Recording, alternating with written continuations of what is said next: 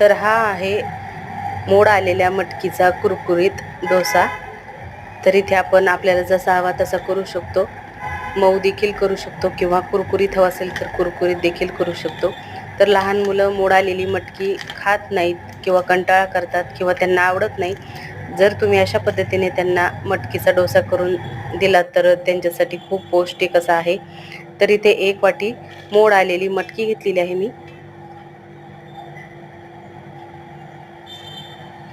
अगदी घरच्याच साहित्यामध्ये हे अगदी एका साहित्यामध्येच छान कुरकुरीत डोसे तयार होतात. 2 ते 3 लसूणच्या पाकळ्या सोलून मी याच्यामध्ये टाकलेल्या आहेत. हळद टाकायची आहे. तुमची मुलं कितपत तिखट खातात त्यानुसार याच्यामध्ये लाल तिखट किंवा मिरची टाकायची आहे. तर अर्धा चमचा लाल तिखट टाकलेला आहे. 1 चमचा इथे गव्हाचं पीठ टाकलेलं आहे.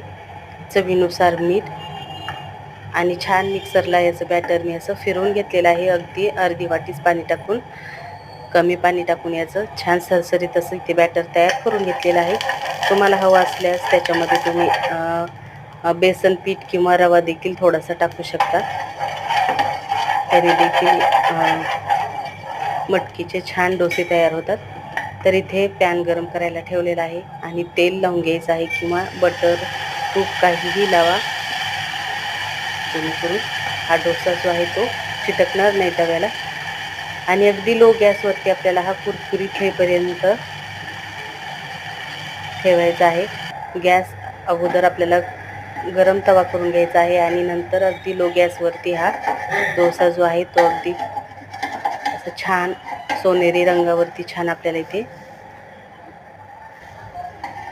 भाजून घ्यायचा आहे. तर असा छान मस्त असा कुरकुरीत असा इथे डोसा तयार आहे. तर अशा पद्धतीनेच मी बाकीचा सुद्धा डोसा मी बनवून घेणार आहे. तर तुम्ही ही मुलांना घरी सुद्धा खायला देऊ शकता, नाश्त्यासाठी देऊ शकता किंवा डब्यामध्ये देखील दिलं तर मुलं आवडीने नक्की खातील. तर याच्यासोबत सॉस देऊ शकता किंवा नुसता जरी खायला दिलात तरी खूप छान टेस्टी असा लागतो.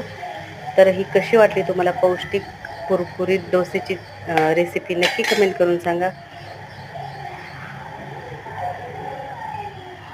तर राहिलेले सर्वच पीठ एका वाटीच्या मोड आलेल्या मटकीपासून छान 2 असे डोसे इथे तयार झालेले आहेत. तर कशी वाटली तुम्हाला रेसिपी व पुन्हा भेटूया अशाच एका छानशा रेसिपीबरोबर.